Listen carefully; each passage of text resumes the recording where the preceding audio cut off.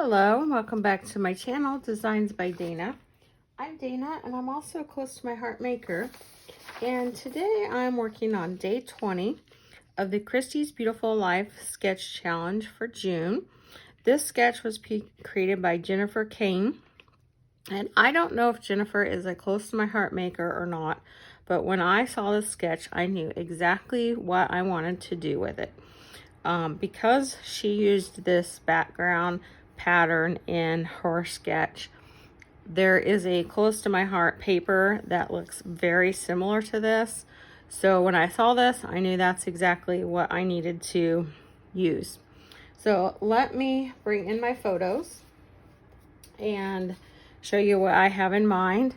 These are pictures of my cousin's children, and this is her third child that she's having. So these are the first two, and so I'm doing a Big Brothers a layout of their new little baby brother that was born earlier this year in April.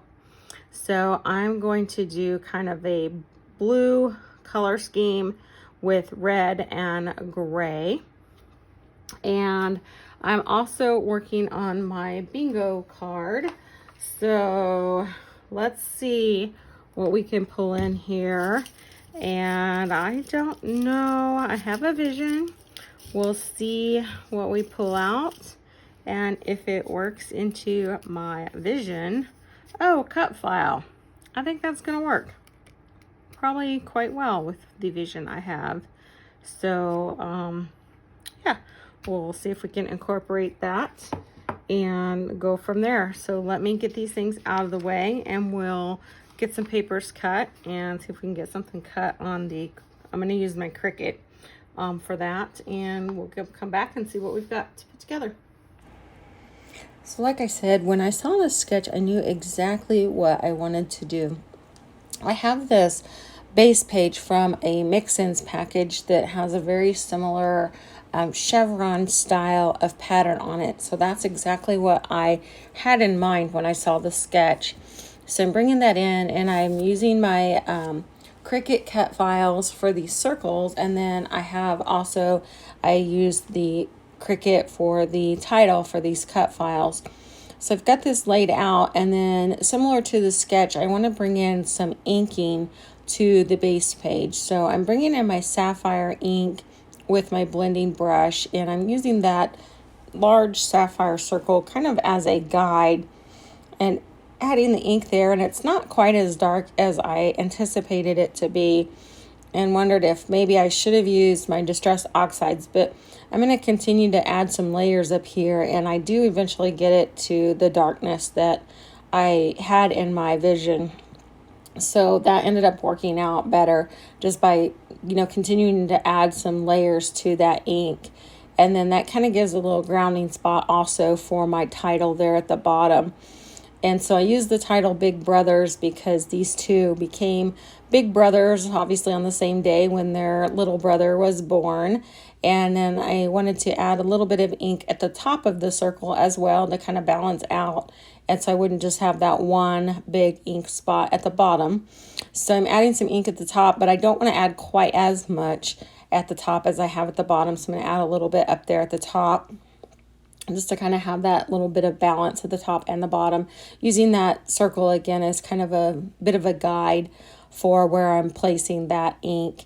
And then I'm just going to lay that out, and that's really all there is to this particular sketch. And then dry fit that out, and I'm going to come back with some embellishing to this layout.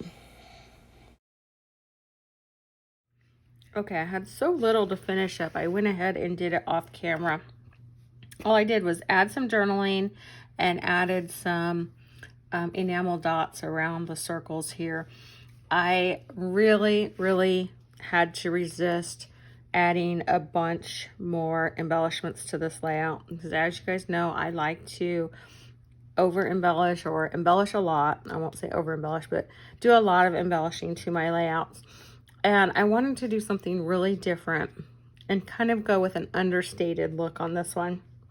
So it was kind of hard for me to just stop and leave it alone at this point. So I'm curious to know if you have comments, what you think about this And if you think of that, I should have gone further and added more to it, but I really wanted to, but I resisted and said, no, I'm just going to leave it and mix it up and do something a little different this time, and not add all of the typical embellishments that I normally would have.